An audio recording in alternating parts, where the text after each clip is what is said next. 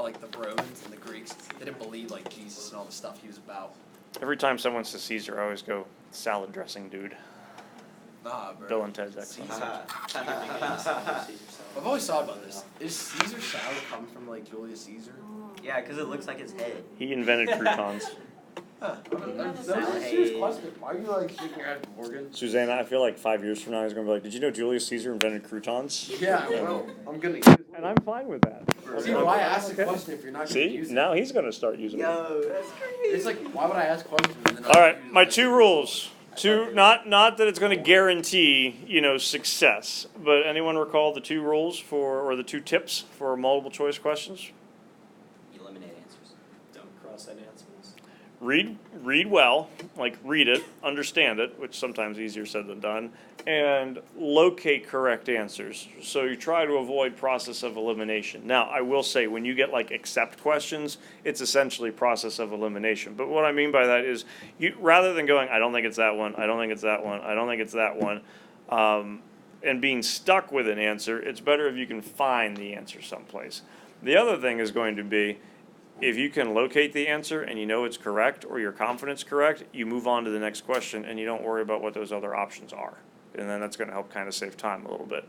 The average score, not scaled, but like how many you actually got right, the average score out of 24 was 13. Okay? I don't know what Ruby's look was. She's just like has a look of like, Wait, is this like actually printed? Yeah. Yeah, you got a grade in Power School. Now, not the average Power School grade, that's different. But the average grade of like how many you actually got right was 13, which is a little over 50%. Keep in mind, on an AP scale, that's passing. Okay, so now what's in Power School? If you got a 13, it's not going to show up as a 13 out of 24. It would be, I think for that one would be a 18 out of 24, roughly around 5 points kind of getting added to it. So a 13 out of 24 is passing. That's putting in a 3 range at that point. If you were able to get a 15 out of 24, that's when you're starting to get into like 4 territory out of 5 and things like that.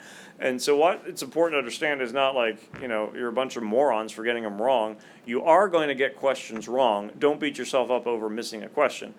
But if you notice patterns starting to take place, that's where you want to look to see, okay, what is it about this type of question that is causing issues? And you're not going to pick up any patterns yet. It's not going to be until we do, more and more and more of these, and you feel more comfortable that you'll notice that.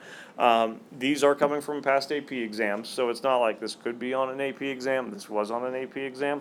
They're 2 separate exams. These 2 passages wouldn't show up on the same exam because both of them predate 1900. You only get 1 passage that's older than 1900 on an exam. So That's nice. Morgan's happy about that. I did give you authors for them. I don't remember why I did that. I just decided to do that sometime. You wouldn't get that on an AP exam. I think, Morgan, were you the one asking about, like, how come for the catcher, all the questions said, like, the narrator?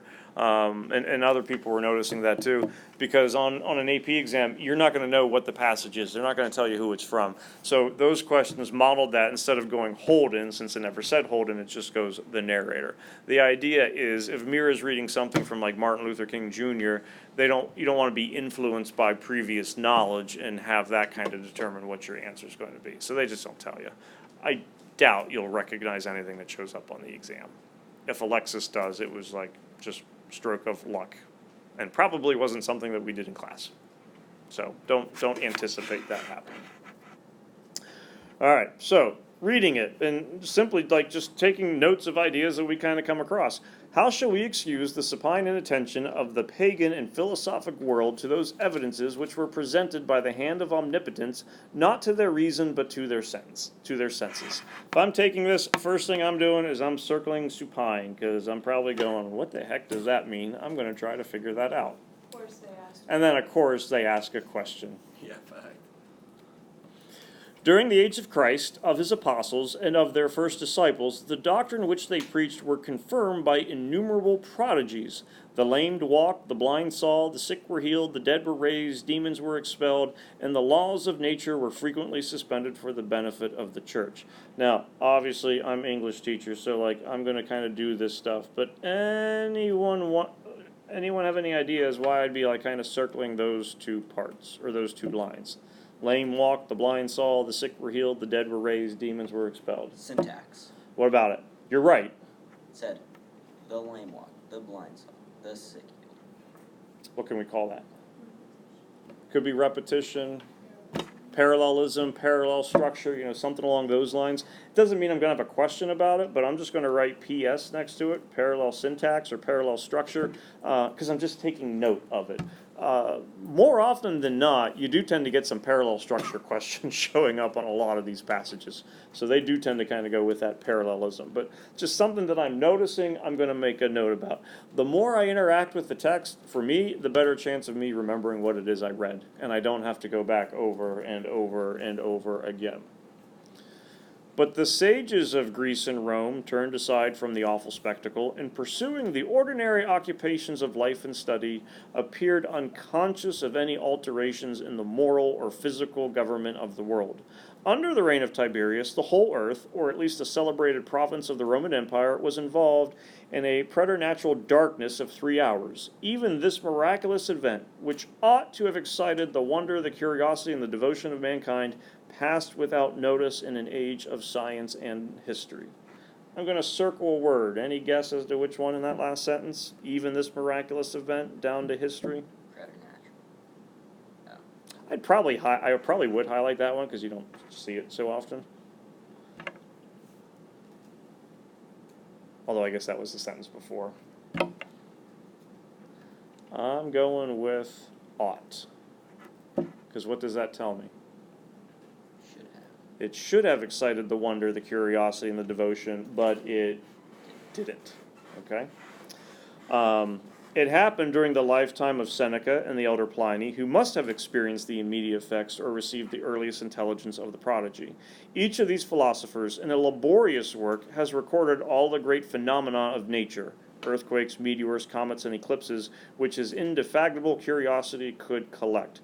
I got 2 words there that I'm taking note of. I have indefatigable and Laborious. you got it. We're like thinking on a similar mind today. On fire today. Wow. I don't know if that's good or bad for you or me. Both the one and the other have omitted to mention the greatest phenomenon to which the mortal eye has been witness since the creation of the globe. A distinct chapter of Pliny is designed for eclipses and of an extraordinary nature and unusual duration, but he contents himself, error on the teacher for missing the eye, with describing the singular defect of light which followed the murder of Caesar, when, during the greatest part of the year, the orb of the sun appeared pale and without splendor. This season of obscurity, which cannot surely be compared with that of the preternatural darkness of the Passion, had already been celebrated by most of the poets and historians of that memorable age. What's his point about bringing in the Caesar reference and eclipses? What's Gibbon stating here? You said that they were much more focused on like this Okay, so and so they're definitely concerned on taking notes and recording all of these types of phenomenon that happen. What happens with the one that occurs with Caesar within like these laborious works that they are doing? So the eclipse that occurs during Caesar's, end of his life, after his murder, do they record or do they not record? They recorded it. They record it. The one involving the passion, the crucifixion of Christ is not recorded. And of the two, based on the descriptions, which one would have been the more severe eclipse? Christ. The Passion one. Okay, so they recorded this one, but they didn't record this other one. It's kind of like the contrast, essentially, that is being established here at this point. So I'm just going to write contrast for myself. That's like the best handwriting I did all day. All right, so at least like I'm trying to have like a working understanding of what's going on within the passage. All right, so we knew there was going to be this question for supine. You read it, you kind of had it. Anastasia did not feel happy about having this question, I'm guessing, based on the shaking of the head. So the use of supine seems to imply that the inattention of the pagan and philosophic world was understandable, of little consequence, result of horrified reaction, only a momentary lapse, or the result of lethargic indifference. What are we thinking? I said E. I said E, lethargic. You're going E, lethargic. I also said E. Do you feel good or bad that you're being lumped with? I don't know, I had another answer. I Feel was thinking good. of too, but, What were you between? What was the other one? the result of the glorified reaction and the result of lethargic indifference. But I Okay. picked- But I picked D. So you were between D and E, were the two. So, how shall we excuse the supine inattention of the pagan philosophical world? Okay, so their inattention. The thing that I'd look at is how do the works tend to get characterized later that we were looking at here in line 21, in line 23? Their laborious work, their indefatigable curiosity, which they are going to look at no matter what. So if they were putting all of their heart, soul, time, and energy into this, then clearly, what must their inattention have been? They're lethargic, like what would be good, not simile, synonym for like lethargic, lazy, like not paying attention, slow, you're not kind of worried about it. So how can we, how can we excuse it? Well, it must have been out of lethargic, lazy indifference. They have focused so much on these things that they simply did not want to do that. So E ends up being the correct answer. With the horrified reaction, like we're not getting anything that's kind of mentioning that, this big eclipse is taking place. Oh my goodness, what's happening? And it wouldn't be a momentary lapse, and not that that was mentioned as an option, because it's not like, well, years later, these other scientists, kind of start mentioning about it. Completely understandable. If A was an option for some folks, I think as we start getting into some of these other questions, the nuances of it being completely understandable will start to, kind of go away as to how that could be. The sentence begin. Oh. I got the answer from number 15 to get the answer. And that, yeah, I would say those two definitely go together. What'd you put for 15? D. Okay, because it's mentioning which is the sharpest contrast to it, so what's going to be the opposite of the supine inattention. If you can recognize that the way it's set up that it would be D, which we were talking about, then yeah, you're going to get the answer for E. The problem that certainly does occur, and this does happen from time to time, is if you misunderstand one part, there could be a domino effect when it comes to some other questions. Certainly you can't ever do like the I guarantee that'll never happen to you thing, but all I can say is, especially by the time May rolls around, you trust your gut, you trust your instinct. More often than not, it tends to be good. The lame walk, the sick were healed, the dead were raised, all that stuff in lines 6 to 9 is related to the sense that precedes it, in that it further explores a generalization, helps to explain, provides examples to support a general statement, introduces a new generalization about the age of miracles, helps to refute the logic of the preceding sentence. So what I definitely want to do at this point is I'm taking a look at that sentence, but I'm also looking at the one that comes before it. So, during the age of Christ, of his apostles, and of the first disciples, the doctrines which they preached was confirmed by innumerable prodigies. The lame walk, the blind saw, the sick were healed, the dead were raised, demons were expelled, and the laws of nature were frequently suspended for the benefit of the church. What's it doing in relation to that first sentence? Lame walk, blind saw, sick were healed, dead were raised, demons expelled. Those would all be what? Miracles. Miracles, yep. Details, examples, something along those. Why do you provide details, examples, miracles in this case? What are you trying to do? Explain what is You're- by the age of Christ. You are trying to explain, you are trying to support, you are trying to provide examples to support a general statement, which is what we have in C. So we're not going B, because we don't know what we mean yet by the age of Christ, but it was confirmed by innumerable prodigies. What were those prodigies? Well, here's the examples of them. The lame walked, the blind saw, the sick were raised, the sick were healed, the dead were raised. So B and C are kind of similar, but specifically from like a structural standpoint, I'm giving examples to support that general statement of before that it's confirmed by all these innumerable prodigies. One really confuses me. Why it's so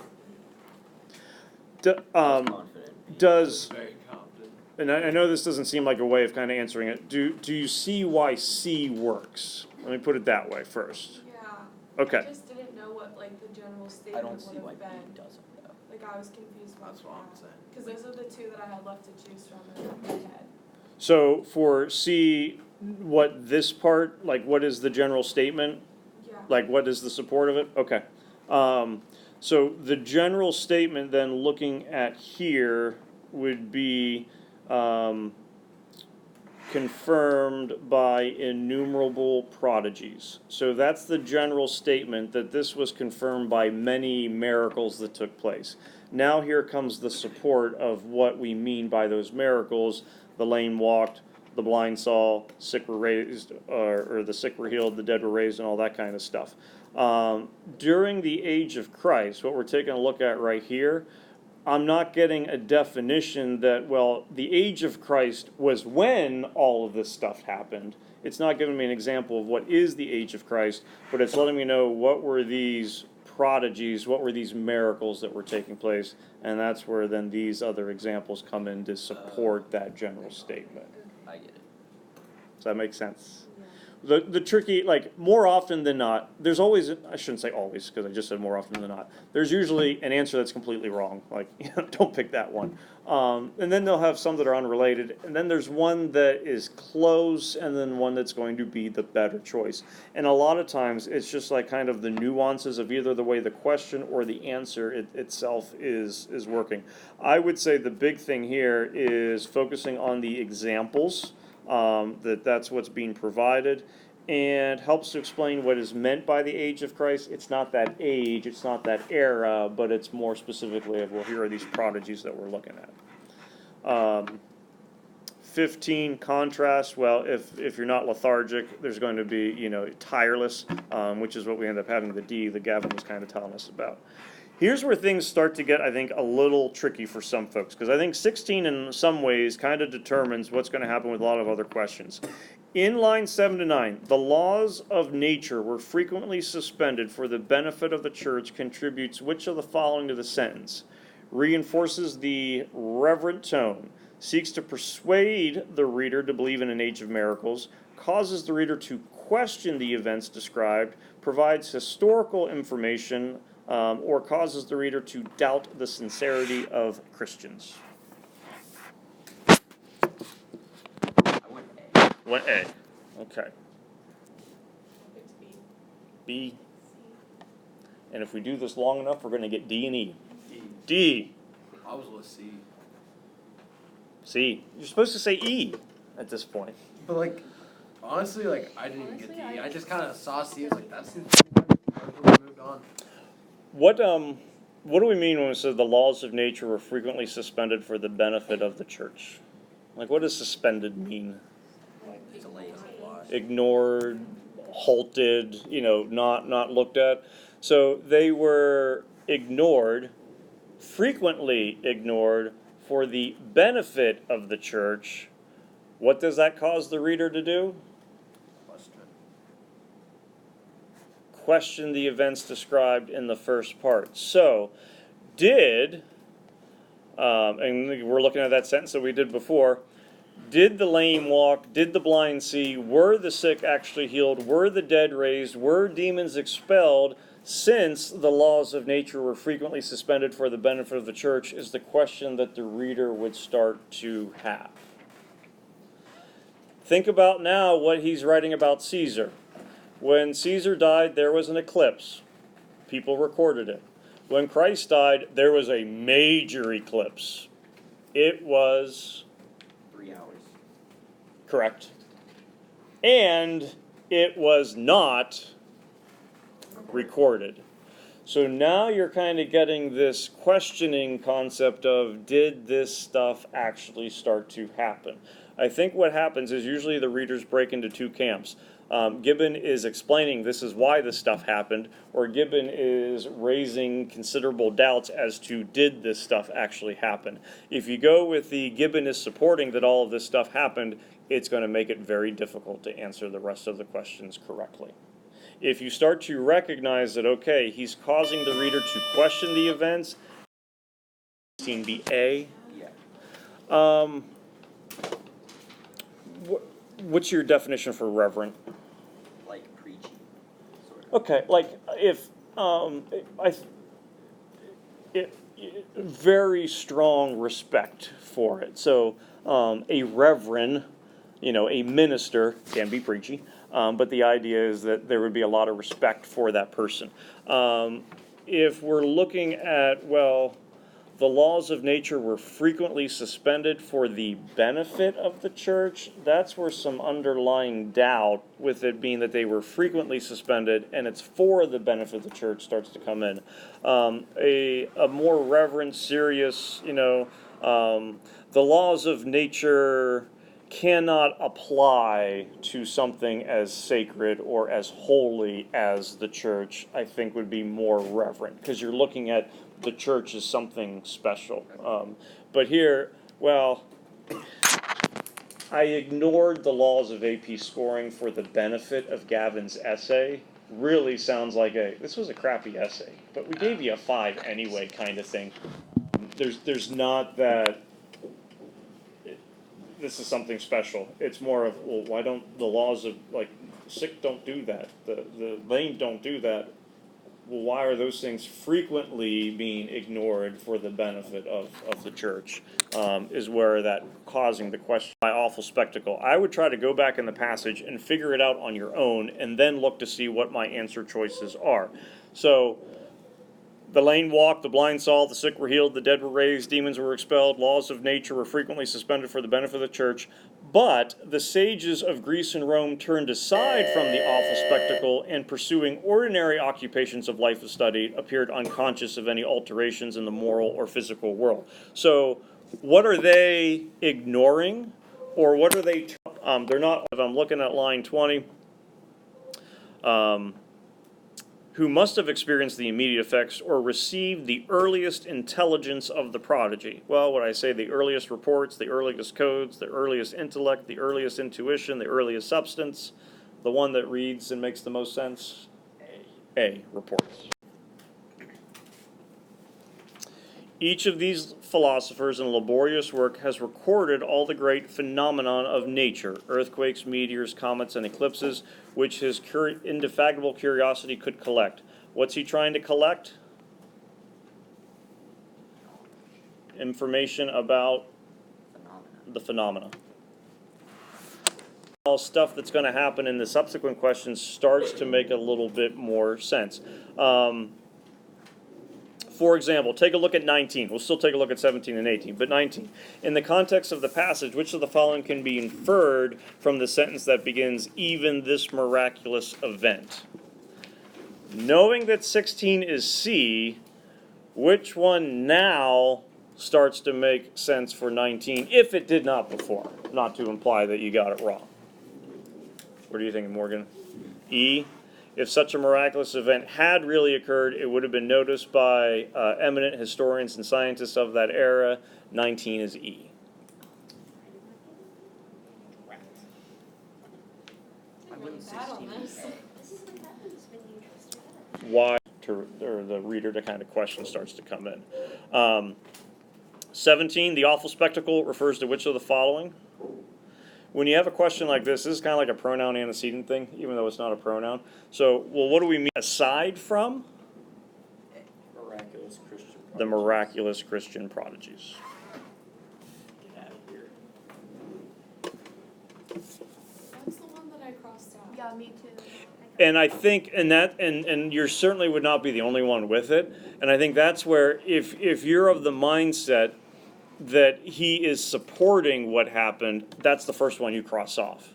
So if you get 16 wrong, I think there's a greater chance of getting 17, of getting 19, because they're kind of going with that same thought process aspect that you're looking at. The church, the subject of appeared unconscious is the church, the sages, Greece and Rome, life and study. Literally, who or what appears unconscious in line 11? Yes, B. One thing to take a look at here, and not that this is always going to be the case, all right, but appeared, part of speech of appeared. Noun, verb, adjective, it's a verb. It appears. Generally, when do subjects appear in a sentence? No pun intended. Before or after the verb? usually before. Not always, but usually. So I'm going to take a look probably at A and B pretty closely before I look at life and study and government of the world, because they're probably going to precede what the verb is. Similar thing, and I know it seems like I'm jumping around, but take a look at question 23. Which of the following is a restatement of the phrase singular defect of light? What's a restatement? Saying it in a different way. You state it again, So you can take out the last three. Well, a restatement of singular defect of light in 28, if it's a restatement of line 28, it's probably going to occur after 20, or later in line 28 if that were an option, but 24 and 25 probably aren't going to be as good of an answer. And this one was the season of obscurity for line 30 and 31. But how does singular defect of light get stated again later? It gets referenced as the season of obscurity. So if it's a restatement, it's going to come after post. So there are like little hints. Rarely are they obvious, but if you can kind of get in the habit of paying attention to little words like those, it can make things a little bit easier. 20, I think, is as straightforward as it gets. It's a plug-and-play question. You substitute it into words to see which one works best. Which of the following best restates the meaning of the word intelligence in line 20 within the context of the passage?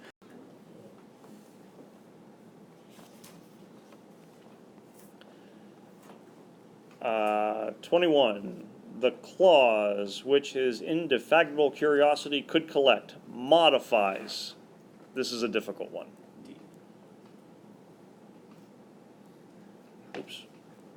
I guess. What'd you guess? E. I just didn't get it. What do we mean by modifies? Change. Could be changes, or at least like related to, like, so I don't know why I underlined could there. Which one of these would be tied into what he is trying to collect is basically what it is going with. So if I take a look at those lines, so for number 21, we end up, or excuse me, for 21, it ends up being E, phenomenon.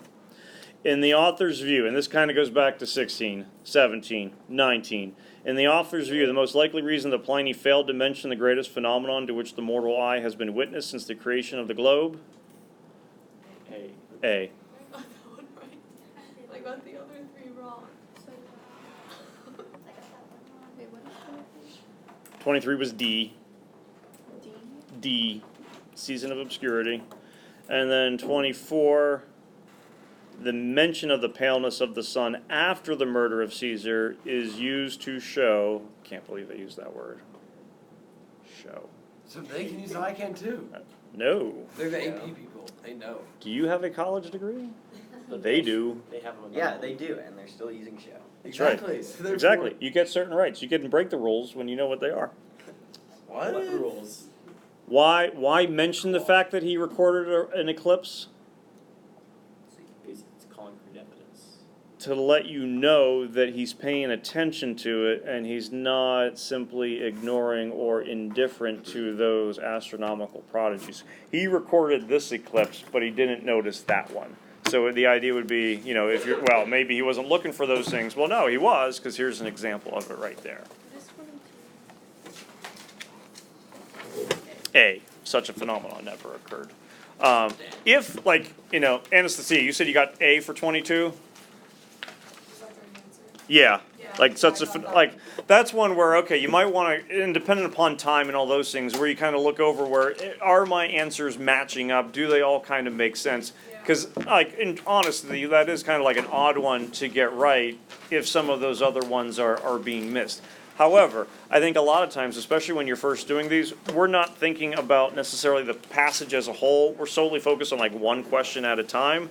And I think we might forget what we did for 15, 16, 17. I started to understand it more after that. Where if you start to recognize patterns, it can certainly kind of help you out a little bit more.